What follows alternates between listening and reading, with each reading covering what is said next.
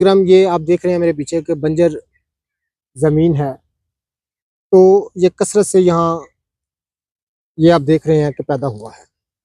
नाज़रीन जब औरत तनासल कहना ना माने, बिल्कुल आपका कहना ना माने तो फिर आप इस बूटी का इस्तेमाल करें। कूट कर इसका पानी निकाल लें। नाज़रीन इसका पानी 1 पाव पुख्ता हासिल करें। आराम से कूटने से नाज़रीन किराम हावन दस्त में कूटने के बाद आप कपड़े में रख के इसको निचोड़ेंगे तो इसका पानी निकल आएगा वाफ़र। 1 पाव पुख्ता हासिल करने के बाद नाज़रीन किराम 1 पाव मीठा तेल यानी तिलों का तेल जो है, उसमें पानी को जला डालें। जब पानी मुकम्मल तौर पर जल जाए, सिर्फ तेल बाकी रह जाए, तो उसमें 1 तोला रोगन चंबेली का इज़ाफ़ा करके नाज़रीन किराम खूब आग पर पका लें और इस बात का यकीन कर लें, इसमें पानी का बूटी का पानी ज़रा भी नहीं है, खालिस जो है वो